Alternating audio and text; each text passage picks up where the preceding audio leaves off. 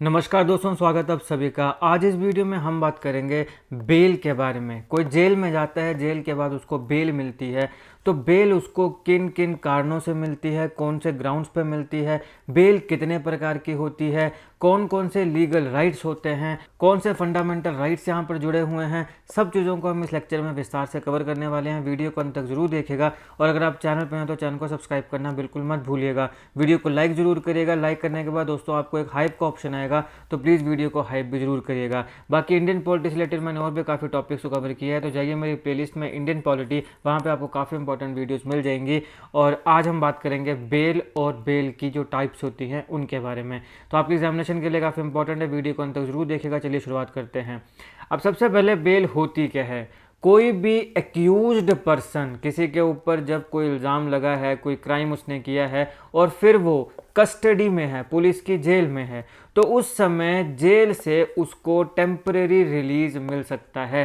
Police की custody से उसको टेम्परेरी रिलीज मिल सकता है। ये जो टेम्परेरी रिलीज है, कुछ क्षणों के लिए, जब उसको कुछ दिनों कुछ महीनों के लिए जब उसको बाहर भेजा जाएगा, उसे कहा जाता है बेल। अब यहाँ पर एक कंडीशन होती है। कंडीशन ये होती है कि जब भी कोर्ट बुलाएगा, कोर्ट के बुलावे पर उसको वहाँ पे कोर्ट में अपीयर होना पड़ेगा।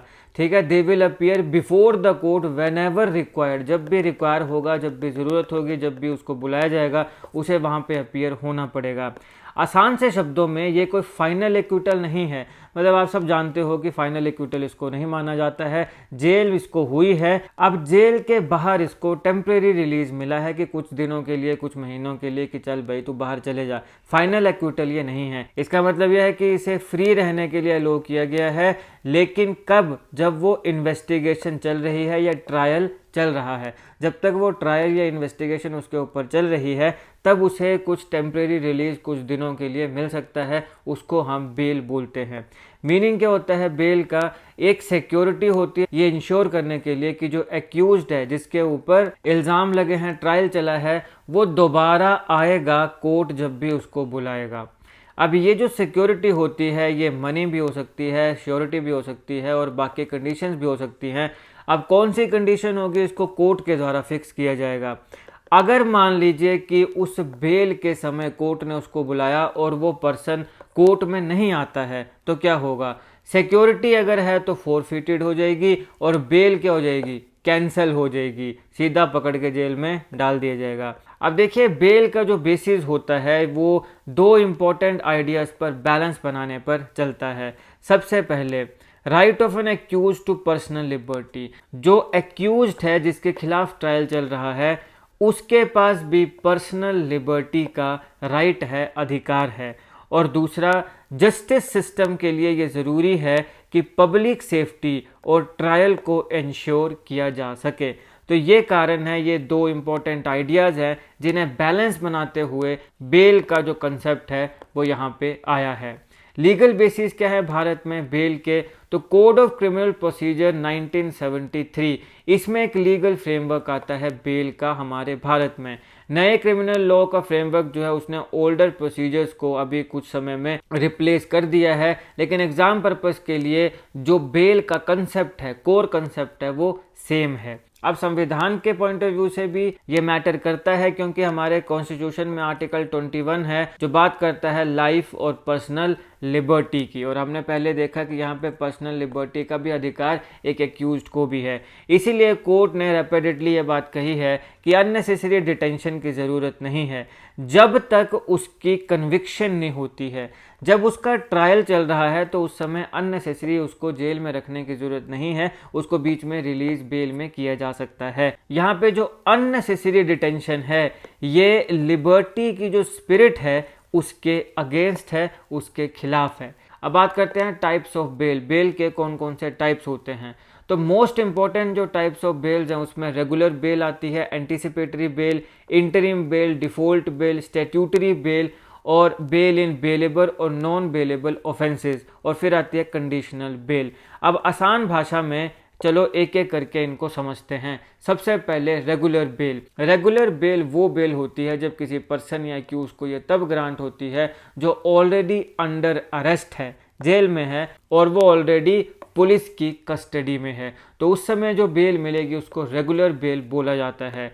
ये जो एक्यूज्ड है ये कोर्ट में अप्लाई करेगा। अब अगर कोर्ट को ऐसा लगता है कि इसको कस्टडी में कंटिन्यू रखना ये नेसेसरी नहीं है, तो कोर्ट यहाँ पे इसे बेल दे सकता है।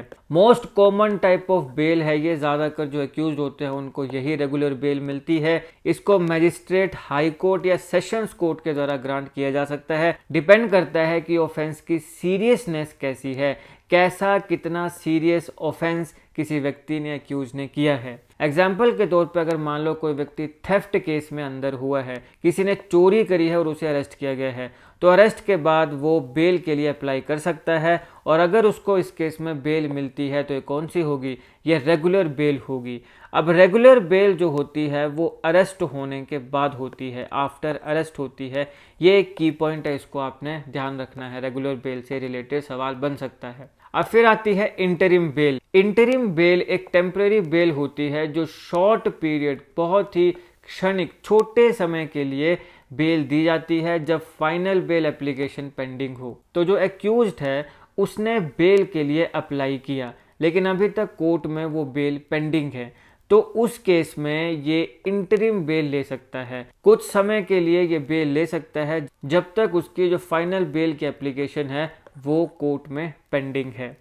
अब ये क्या करता है, ये उस व्यक्ति को, उस एक्यूज को इमीडिएट रिलीफ देता है तब तक जब तक कोर्ट मेन बेल की जो रिक्वेस्ट है उस पर डिसीजन नहीं लेता है। अब देखिए यहाँ पे इसका रीज़न क्या है कि कोर्ट को समय लगता है किसी भी मैटर को प्रॉपरली देखने सुनने में, और यहाँ पे अर्जेंट अगर कोई पर्सनल रीज़न है कि व्यक्ति को ज़रूरी ही बाहर कहीं जाना है, मान लो शादी आ गई किसी की डेथ होगी, तो वहाँ पे इमीडिएटली जाना पड़ेगा, अर्जेंट है, पर्सनल रीजंस हैं, और जो फाइनल बेल है उसके ऊपर कोर्ट को अभी समय चाहिए पूरे मैटर को प्रॉपरली सुनने का, तो उस केस में इंटरिम बेल दी जाती है। एग्जाम्पल क्या होता है, a person is granted bail for a few days until the main bail hearing takes place. जब तक मेन बेल की हियरिंग अभी हो रही है कोर्ट में, उससे पहले उसे कुछ क्षणों के लिए बेल दी जा सकती है। इंटरिम बेल टेम्परेरी होती है, कुछ समय के लिए ही इसको दिया जाता है। फिर बात करते हैं डिफ़ॉल्ट बेल की। अब देखिए जो एक्यूज्ड है ये उसका राइट या अधिकार है कि उसको बेल मिलनी चाहिए जब इन्वेस्टिगेटिंग एजेंसीज अपनी इन्वेस्टिगेशन को पूरा करने में फेल हैं। अब अभी तक इस व्यक्ति के ऊपर क्राइम सिद्ध हुआ नहीं है, शक हुआ, इसको पकड़ के कस्टडी में ले लिया गया, इसके ऊपर कंप्लीट इन्वेस्टिगेशन करके क्राइम को सिद्ध करना ये इन्वेस्टिगेटिंग एजेंसीज का काम है। तो जब तक इन्वेस्टिगेटिंग एजेंसीज इन्वेस्टिगेट कर रही हैं और पूरे तरीके से इन्वेस्टिगेशन पूरी नहीं होती है, तब तक ये एक्यूज्ड के पास राइट है कि उसे बेल मिलनी चाहिए। जब तक जो इन्वेस्टिगेटिंग एजेंसीज हैं वो पूरी इन्वेस्टिगेशन करके लीगल टाइम लिमिट के अंदर अंदर चार्जशीट को फाइल ना कर दें। यूजुअली काफ़ी ऑफेंसेस में ये जो डिफ़ॉल्ट बेल है ये 60 दिनों की होती है, लेकिन जो सीरियस ऑफेंसेस हैं जो पनिशेबल विद डेथ, यानी कुछ ऐसे ऑफेंसेस, ऐसे क्राइम जहाँ पे डेथ होगी या लाइफ इम्प्रिजनमेंट होगी या एटलीस्ट 10 सालों की जेल होगी, उस केस में डिफ़ॉल्ट बेल 90 दिनों तक भी दी जा सकती है। अब देखो यहाँ पे और भी इशूज आते हैं, जैसे हमने ऐसे भी कई केस देखे हैं कि भाई एक बलात्कारी है, बलात्कार की वजह से वो जेल में गया, वो बेल में बाहर आया और वहाँ पे उसने और एक दो लड़कियों के रेप कर दिए। ऐसा एक इंसिडेंट मैंने कहीं पे सुना था कि एक व्यक्ति था जिसे रेप के मामले में जेल में डाला गया था, उसे बेल मिली, वो बाहर आया और वहाँ पे उसने अगेन 2 लड़कियों के रेप कर दिए। तो अब इस रूप में भी देखा जाता है कि जो क्रिमिनल माइंड सेटअप है किसी व्यक्ति का वो क्रिमिनल ही है, तो बेल मिलने में या कुछ दिन जेल जाने में ज़रूरी नहीं है कि उसका माइंड सेटअप चेंज ही हो गया है। अब इसे किस रूप में देखना चाहिए ये आप मुझे कमेंट बॉक्स में बताइए। यहाँ पे तर्क ये दिया जाता है कि भैया पर्सनल लाइफ, पर्सनल लिबर्टी के सारों को अधिकार है। अब सवाल है कि ये मैटर क्यों करता है। देखिए ये पुलिस को प्रिवेंट करता है, रोकता है कि किसी भी पर्सन को एंडलेसली, मतलब अपनी मर्जी से इन्वेस्टिगेशन पूरी किए बिना किसी को एंडलेसली कस्टडी में नहीं रखा जा सकता है। तो ये जो डिफ़ॉल्ट बेल है ये लीगल राइट है, लेकिन ये कोई मर्सी नहीं है, उसको बख्शा नहीं गया है। अगर police with in this period, अपना जो टाइम पीरियड है उसमें चार्जशीट फाइल नहीं करती है, तो जो एक्यूज है वो बेल के लिए अप्लाई कर सकता है और इस केस में कोर्ट को बेल देनी ही पड़ेगी। इसी के लिए इसको डिफ़ॉल्ट बेल कहा जाता है। अब स्टैट्यूटरी बेल भी कुछ इस तरीके से ही होती है। स्टैट्यूटरी बेल में क्या होता है, डिफ़ॉल्ट बेल के लिए ही ये अलग नाम यूज़ किया गया है, लेकिन इस केस में ये जो स्टैट्यूटरी बेल है इसका नाम स्टैट्यूटरी क्यों रखा? स्टैट्यूटरी जो शब्द है ये स्टैट्यूट से आया है। स्टैट्यूट का मतलब होता है लॉ, यानी कि ये जो बेल है ये लॉ के माध्यम से आई है, इसलिए इसको स्टैट्यूटरी बेल भी बोलते हैं। अब एक एक्यूज यहाँ पे तब आता है स्टैट्यूटरी बेल में जब कोर्ट सिंपैथिक है और यहाँ पे जो स्टैट्यूट हैं वो राइट देते हैं उस एक्यूज को कि अगर इन्वेस्टिगेशन डिले होती है प्रिस्क्राइब्ड पीरियड से ज़्यादा, जो टाइम पीरियड है कि इसके अंदर अंदर इन्वेस्टिगेशन होनी है उसमें नहीं होती है और अगर उसके लिए ज़्यादा समय लगता है तो उस केस में एक्यूज के राइट्स को देखा जाता है और उसको स्टैट्यूटरी बेल मिल जाती है। एग्जामिनेशन पॉइंट ऑफ व्यू से ये समझना बहुत ज़रूरी है कि डिफ़ॉल्ट बेल और स्टैट्यूटरी बेल इन दोनों को एक ही कंसेप्ट काफ़ी बार माना जाता है। अब बात करते हैं जो बेलेबल ऑफेंसेस होते हैं उनमें जो बेल मिलती है। बेलेबल ऑफेंस क्या होते हैं? देखिए, बेलेबल ऑफेंस वो ऑफेंस होते हैं जहां पे जो बेल है वो मैटर ऑफ राइट है, यानी बेल को अधिकार के तौर पे यहाँ देखा जाता है। अगर कोई व्यक्ति एक्यूज्ड है बेलेबल ऑफेंस में तो पुलिस और कोर्ट दोनों को पूरी कंडीशंस को फुलफिल करने के बाद यहाँ पे बेल ग्रांट कर देनी चाहिए। इस प्रकार के केसेस में कोई भी स्पेशल रीजंस को प्रूव करने की ज़रूरत नहीं पड़ती है। लॉ खुद अपने आप ये जो बेल है ये अलो करता है, ये ध्यान में रखना है। अब ये जो बेलेबल ऑफेंस होते हैं इसमें माइनर ऑफेंसेज आते हैं, छोटपुट घटनाएं आती हैं, जैसे चोरी हो गई, एक दो किसी को थप्पड़ मार दिए, इस प्रकार के बेलेबल ऑफेंसेज जो होते हैं ये एक्यूज्ड का राइट है, अधिकार है। अब नॉन बेलेबल ऑफेंस क्या होते हैं? नॉन बेलेबल ऑफेंस ऐसे ऑफेंस होते हैं जहां पे बेल को मैटर ऑफ राइट या अधिकार इस तौर पे नहीं देखा जाता है। जो बेलेबल ऑफेंस है, भाई इतना याद रखना आपने, बेलेबल ऑफेंस में जो बेल है वो मैटर ऑफ राइट है, अधिकारों का मैटर है, लेकिन जो नॉन बेलेबल ऑफेंस है वहाँ पे बेल मैटर ऑफ राइट नहीं है। तो यहाँ पे क्या क्या आते हैं? यहाँ पे rape, murder, serious corruption, terrorism related offences और बाकी ग्रेव क्राइम्स, इस प्रकार के जो क्राइम होते हैं इनको नॉन बेलेबल कहा जाता है। तो कोर्ट की यहाँ पे डिस्क्रिशन है कि बेल ग्रांट करनी है, देनी है या फिर रिफ्यूज़ करनी है। और यहाँ पे कुछ फैक्ट्स को बेसिस बनाया जाता है कि ऑफेंस की सीरियसनेस क्या है, कितना सीरियस एक व्यक्ति ने, एक एक्यूज ने क्राइम किया है, मर्डर, रेप एंड ऑल। फिर चांसेस ऑफ एब्सकॉन्डिंग, एब्सकॉन्डिंग मतलब भाग जाना, तो कितने चांसेस हैं कि ये क्रिमिनल भाग जाएगा। देन टेम्परिंग विद एविडेंस, कि जब ये जेल से छूट के बाहर जाएगा बेल में तो जो एविडेंस हैं उनके साथ ये टेम्पर कर सकता है, एविडेंस को ख़त्म कर सकता है, यहाँ वहाँ कर सकता है, बदल सकता है। और थ्रेट टू विटनेसेस, मान लो किसी एक्स व्यक्ति ने वाई व्यक्ति का मर्डर किया है और जेड व्यक्ति ने उसको देख लिया, तो ये विटनेस है, अब कोर्ट में जाके ये विटनेस बन सकता है। लेकिन एक्स जो क्रिमिनल है अगर मान लो कि ये जेल से बाहर आता है और फिर ये जेड को डराने लग पड़ता है, थ्रेट टू विटनेसेस, तो इस केस में भी कोर्ट जो है वो मना कर सकता है, रिफ्यूज़ कर सकता है बेल देने से।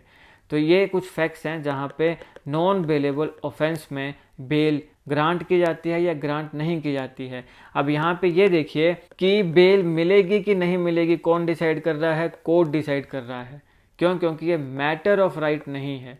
जो बेलेबल ऑफेंसेस में बेल है वो मैटर ऑफ राइट है, इसलिए उसको देना ही पड़ेगा। लेकिन यहाँ ऐसा कुछ नहीं है कि हमें बेल देनी ही पड़ेगी। अगर देनी है या फिर नहीं देनी है ये सारा कोर्ट का डिसीजन होगा।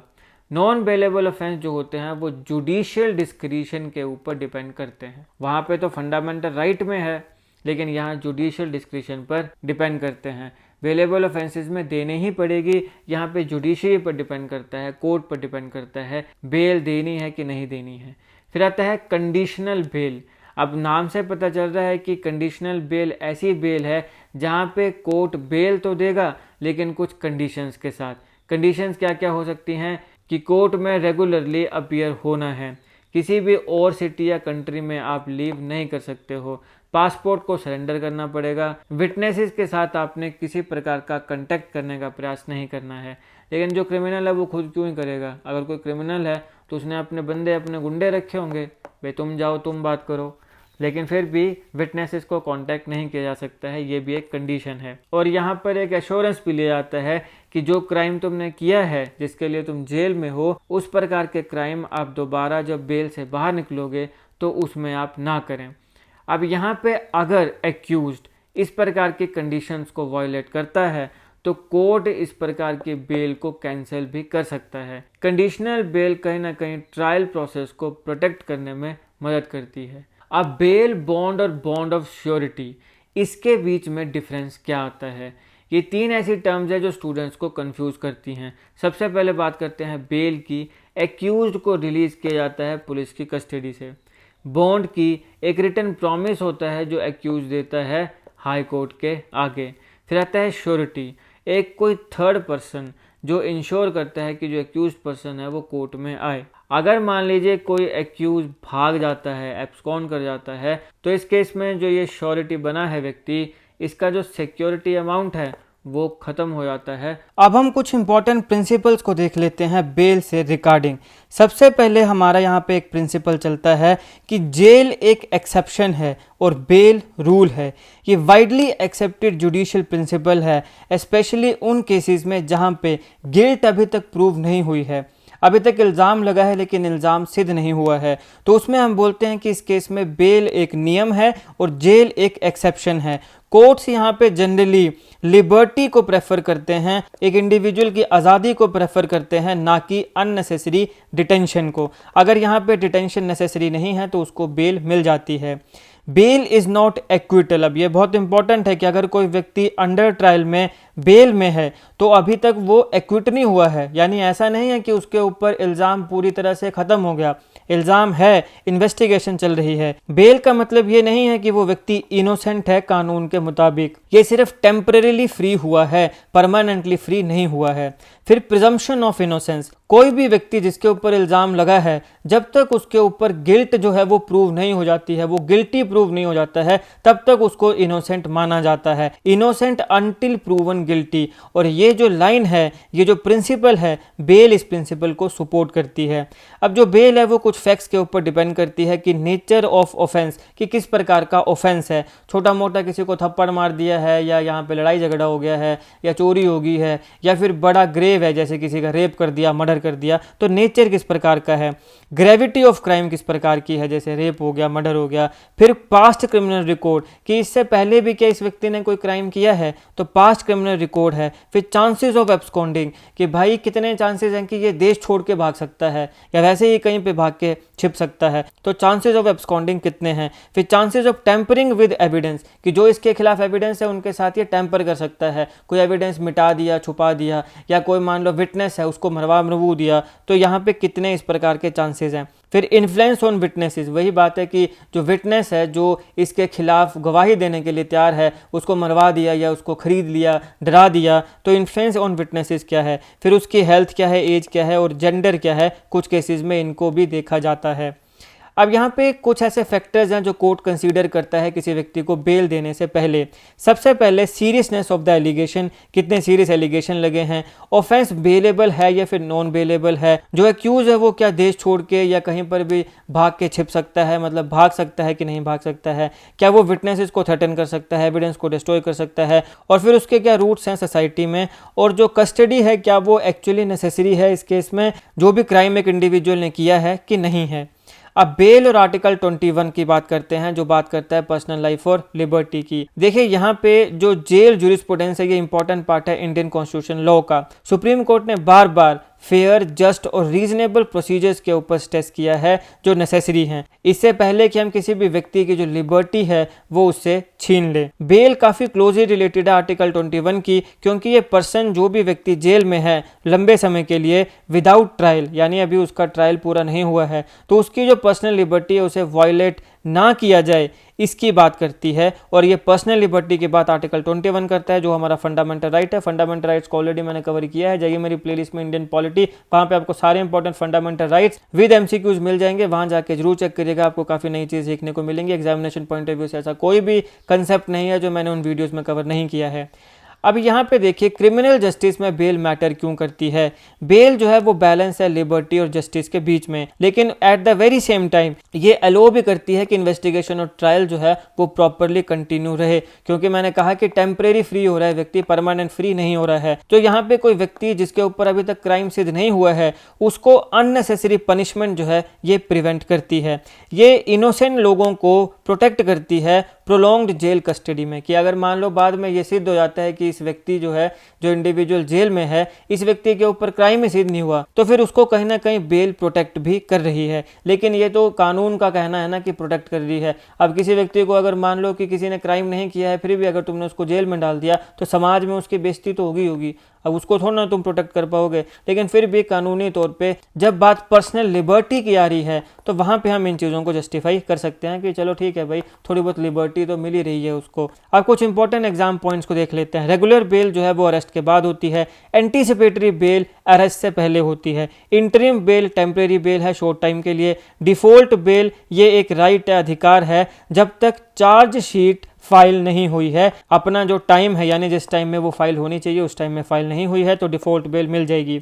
बेलेबल ऑफेंस, यहाँ पे बेल अधिकार है। नॉन बेलेबल ऑफेंस, यहाँ पे बेल अगर मिलेगी तो कोर्ट के डिस्क्रिप्शन पे मिलती है। कोर्ट चाहे तो देगा, कोर्ट चाहे तो नहीं देगा। अब चलिए इससे रिलेटेड सारे इंपॉर्टेंट क्वेश्चंस को देख लेते हैं जो आपके एग्जामिनेशन के लिए जरूरी है। बेल मीन्स, बेल का मतलब क्या है? Temporary release from custody, option B is the right answer. Anticipatory bail is taken, तो एंटीसिपेटरी बेल कब मिलती है? तो before arrest, option B is the right answer. Regular bail is generally granted, तो रेगुलर बेल कब मिलती है? After arrest, option B is the right answer. Interim bail is, interim bail क्या होती है? टेम्परेरी बेल जो शॉर्ट पीरियड के लिए होती है, option B is the right answer. Default bail is granted when, तो डिफॉल्ट बेल कब होती है? जब एक लीगल टाइम लिमिट तक इन्वेस्टिगेशन पूरी ना हो, इन्वेस्टिगेशन डिले हो जाए, तो option B is the right answer. Bail in bailable offences is, तो क्या होता है? अ मैटर ऑफ राइट, ये अधिकार है। Bail in non bailable offences, तो नॉन बेलेबल ऑफेंसेस पे क्या होता है? जुडिशियल डिस्क्रिशन का मैटर है। जुडिशरी अगर चाहे तो बेल मिल सकती है, ना चाहे तो नहीं मिलेगी, option B is the right answer. Bail is closely related to which article, कौन सा आर्टिकल से related? Article 21 which talks about right of personal life and liberty, तो यहाँ पे लिबर्टी उसको मिल रही है, तो option C is the right answer. Anticipatory bail protects a person from, तो एंटीसिपेटरी बेल एक व्यक्ति को किससे प्रोटेक्ट करती है? तो ये अरेस्ट से प्रोटेक्ट करती है, इसीलिए हमने कहा कि ये बिफोर अरेस्ट मिलती है। The main purpose of bail is to ensure, किस चीज़ को इंश्योर करना है? तो ये इंश्योर करना है presence of accused during trial, जब ट्रायल हो रहा है तब जो एक्यूज है जिसके ऊपर इल्ज़ाम लगे हैं वो कोर्ट में प्रेजेंट होना चाहिए, option B is the right answer. A person on bail is, तो जो पर्सन है बेल में वो क्या है? Still under trial, option C is the right answer. Bail is based on the principle of, तो प्रिंसिपल क्या है? प्रिजम्पशन ऑफ इनोसेंस, मैंने बताया इनोसेंट अंटिल प्रूवन गिल्टी, तो option B is the right answer. Which is a common condition of bail, bail की common condition क्या होती है? सरेंडर पासपोर्ट, अपना पासपोर्ट सरेंडर करना पड़ता है ताकि देश को छोड़ के वो जो एक्यूज है वो भाग ना जाए, option B is the right answer. If a person violates bails conditions, the court में अगर किसी व्यक्ति ने बेल की कंडीशंस को वायलेट कर दिया तो कोर्ट क्या कर सकता है? कोर्ट जो है वो बेल को कैंसिल कर सकता है, option A is the right answer. Bail is not the same as, तो बेल का मतलब एक्विटल नहीं होता है। रिलीज है, टेम्परेरी फ्रीडम है, कोर्ट की परमिशन है, लेकिन एक्विटल नहीं है, यहाँ पे टेम्परेरी उसको फ्री किया गया है, तो option B is right answer. In a bailable offence bail is, bailable offence में बेल क्या है? Right of the accused, option B is right answer.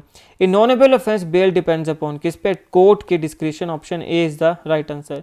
Default bail is also known as, default bail को क्या बोला जाता है? Statutory bell भी बोला जाता है, option B is the right answer. हमने विस्तार से इन दोनों को देख लिया है। The idea of bail supports, तो जो बेल का आइडिया है वो किसको सपोर्ट करता है? पर्सनल लिबर्टी को सपोर्ट करता है, option B is the right answer.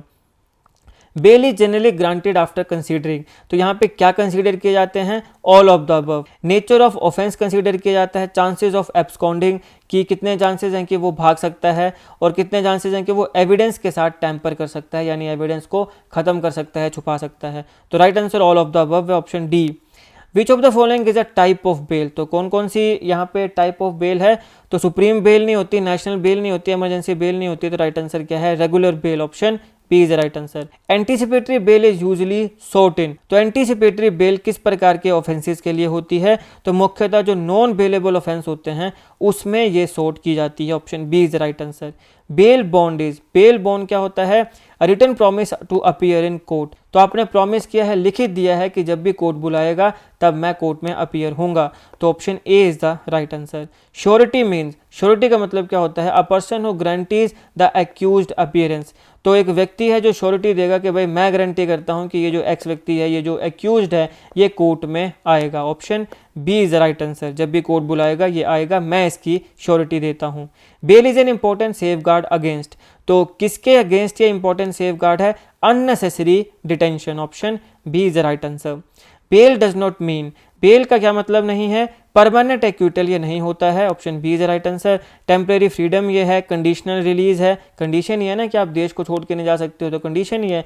और रिलीज ऑन बॉन्ड, एक बॉन्ड जो है वो देना पड़ता है, तो राइट आंसर क्या है, ऑप्शन बी है। Which type of bail is given during the pendency of a main bail application, कि जब तक मेन बेल एप्लीकेशन की पेंडेंसी है, कोर्ट ने अभी तक उसके ऊपर सुनवाई नहीं करी है, तो उसके बीच में जब तक वो केस चल रहा है और उसकी सुनवाई कोर्ट ने नहीं करी है, जो परमानेंट बेल है, जो मेन बेल एप्लीकेशन है, तो उसके बीच में एक बेल व्यक्ति को दी जा सकती है। कौन सी बेल है, interim bail, option B is the right answer. कि जब तक आपके मेन बेल एप्लीकेशन के ऊपर सुनवाई होती है तब तक आप इंटरिम बेल लेके जेल के बाहर जा सकते हैं। विच of the following is a non bailable offence category, तो निम्नलिखित में से नॉन बेलेबल ऑफेंस क्या है, तो यहाँ पे अगर सीरियस मर्डर केस है, ये क्या है, नॉन बेलेबल ऑफेंस है। रेप केस है, क्या है, नॉन बेलेबल ऑफेंस है। बाकी ये जैसे माइनर ट्रैफिक को आपने वायलेट कर दिया, ये बेलेबल है। पार्किंग इशू बेलेबल है। स्कूल अटेंडेंस मैटर, ये सब तो मतलब ऑफेंस तो क्या ही माना जाएगा, पर ठीक है। द कोर्ट में डिनाई बेल इफ, अब यहाँ पे कोर्ट डिनाई कर सकता है बेल को। द एक्यूज्ड में एब्सकॉन्ड, अगर एक्यूज भाग जाए बेल डिनाई हो जाएगी। विटनेस को थ्रेटन करे तो बेल डिनाई हो जाएगी, और एविडेंस के साथ टैंपर करे तो ऑल ऑफ द अबव। इन तीनों केसेस में बेल को डिनाई कर सकता है। Bail in criminal law is related to, तो किससे रिलेटेड होती है, liberty and justice, article 21, option A is the right answer. Which bail is known as bail before arrest, anticipatory bail, पहले भी देखा हमने, अरेस्ट से पहले ये मिलती है, option B is the right answer. Which bail arises due to delay in filing charge sheet, तो option A is the right answer, default bail. तो चार्जशीट को फाइल करने से पहले जो बेल मिलती है वो डिफॉल्ट बेल होती है। Bail is normally decided by, किसके द्वारा डिसाइड होती है, तो कोर्ट के द्वारा डिसाइड होती है। अब बेल कंडीशन में इंक्लूड, तो बेल कंडीशन में क्या क्या चीज़ें आती हैं, तो रेगुलर अटेंडेंस इन कोर्ट, जब भी कोर्ट में बुलाया जाएगा रेगुलरली आना पड़ेगा। विटनेस के साथ कोई कंटेक्ट नहीं करना है, पासपोर्ट को सरेंडर करना है, option D is the right answer. The main legal purpose of bail is to balance liberty and justice, option B is the right answer. Bail in bailable offences is क्या होती है, तो ये भाई mandatory होती है अगर कंडीशंस मेट करती हैं, तो option B is the right answer. Which type of bail is temporary, तो टेम्परेरी कौन सी होती है, इंटरिम बेल जो है वो टेम्परेरी होती है, क्योंकि इंटरिम तब दी जा रही है जब जो मेन बेल एप्लीकेशन है उसके ऊपर सुनवाई नहीं हो रही है, तो टेम्परेरी उसको बेल दी जाती है, जिसको बोलते हैं interim bell.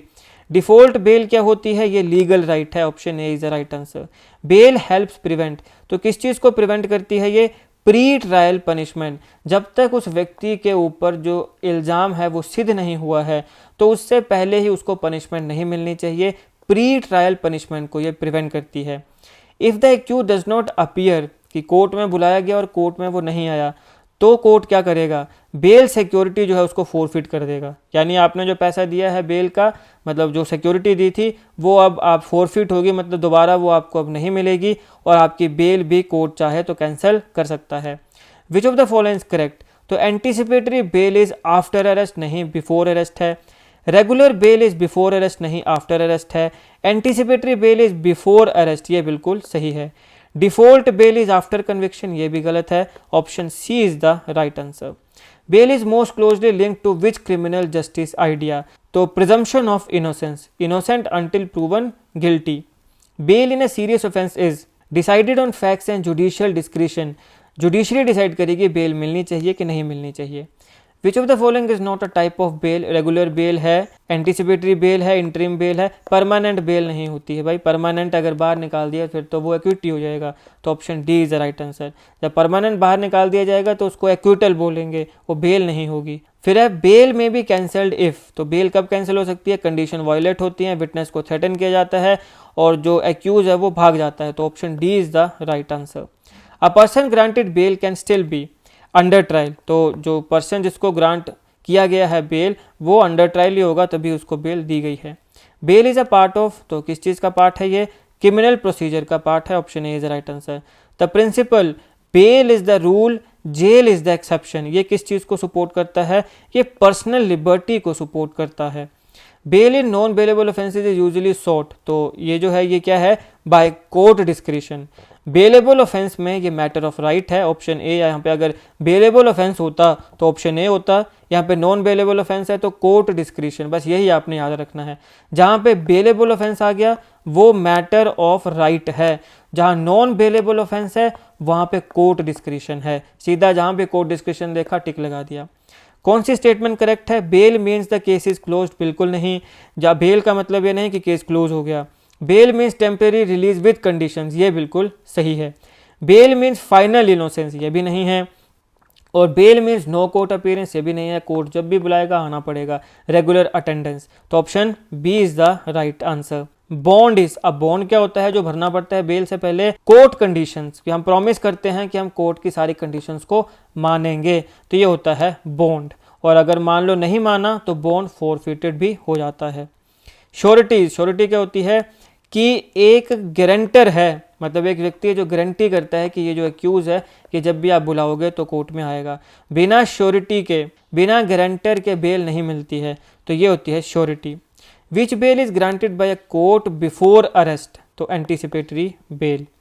Which bail is obtain when the police fail to complete investigation in time, तो ये डिफॉल्ट बेल है। टाइमली पुलिस अगर इन्वेस्टिगेट नहीं कर पा रही है तो जो एक्यूज्ड है उसको डिफॉल्ट बेल मिलेगी। Bail is important because it protects, तो किसको प्रोटेक्ट करता है? एक्यूज की जो लिबर्टी है, option B is the right answer.